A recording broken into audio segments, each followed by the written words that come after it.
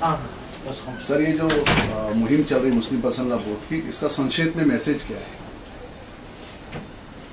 मुस्लिम personal law board के द्वारा पहल करके दीन और दस्तूर बचाओ अभियान का कार्यक्रम शुरू किया गया है। इसके पीछे मकसद ये है कि दीन और दस्तूर पर जो खतरे मंडरा रहे हैं, उन खतरों से अवाम को जगाया जाए। उनको ये पता नहीं है, क्योंकि देश के जो मीडिया के लोग हैं उनके द्वारा उन लोगों को सही तस्वीर सामने नहीं लाई जा रही है,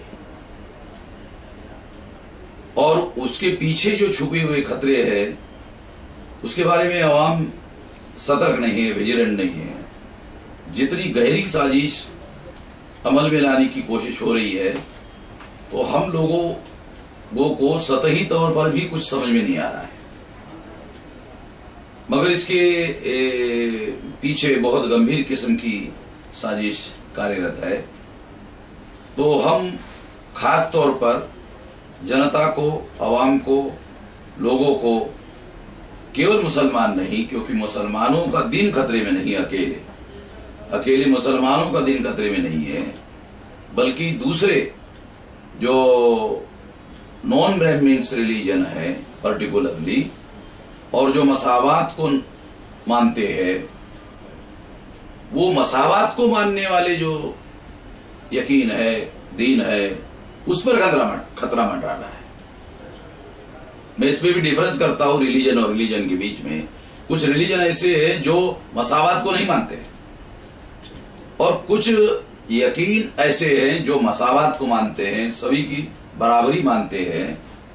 तो जो सभी की बराबरी मानने वाले जो यकीन है, विश्वास है, उस पर खतरा मंडरा रहा है। तो जिन पर खतरा मंडरा रहा है, उतने लोगों को हम लोगों ने इकट्ठा करके यूनाइटेडली एक तहरीक बनाने की कोशिश शुरू की है, और हम कोशिश करेंगे भविष्य में लगातार जारी रहे। इसके लिए हमारी लगातार कोशिश है। बामसेफ का रोल क्या होगा इसमें? BAMCEF SC, ST, NT, DNT, VNT, BCs, OBCs और माइनॉरिटीज के लोगों का संगठन है, मुलाजिमों का संगठन है। भारत मुक्ति मोर्चा इन्हीं लोगों का, गैर मुलाजिम लोगों का संगठन है। तो मैं कोशिश इस संगठन के द्वारा हम कर रहे हैं, इसका 535 डिस्ट्रिक्ट में, ऑल इंडिया में, आउट ऑफ 644 संगठन का जाल फैला हुआ है। इसके कार्यकर्ता है, यूनिट्स है। तो हम लोग ने ये निर्णय लिया अपने ऊपर कि कम से कम इसके सारे जिलों में कार्यक्रम हो, तो 25 स्टेट में 100 कार्यक्रम की जिम्मेदारी बामसेफ और भारत मुक्ति मोर्चा लेगी। उसका सारा खर्चा, सारा मैनेजमेंट हम अपने रिसोर्सेज से इन कार्यक्रमों को करेंगे, क्योंकि हम ये नहीं मानते कि केवल मुसलमानों का दिन खतरे में है, बल्कि दूसरे लोगों का भी यकीन खतरे में है।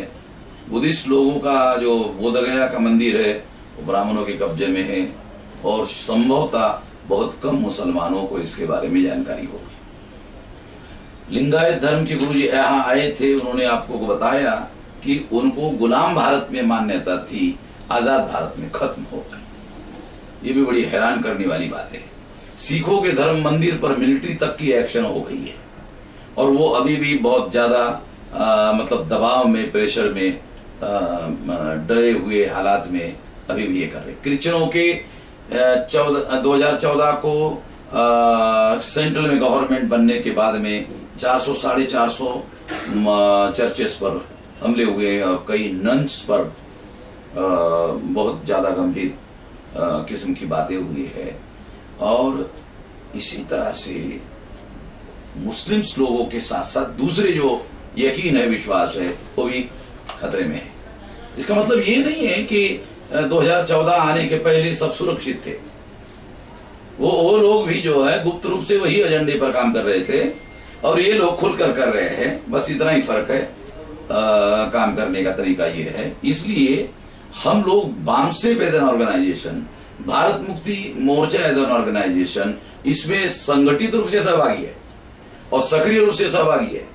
मतलब इसके मैनेजमेंट में और फैसलों में और इनके कार्यक्रमों के शामिल में, सारे जगह जो भी बड़े कार्यक्रम हो रहे हैं राष्ट्रीय स्तर पर आयोजित, मैं हर कार्यक्रम में उपस्थित हूं और आने वाले समय में इसको इंटेंसिफाई करने की हमारी योजना है कि ज्यादा से ज्यादा लोगों तक इसको और फैलाया जाए। तो हमारी कोशिश ये है। और मुमरा में भी ये कम से कम 5 जिले के लोग जो है यहाँ सहभागी होंगे।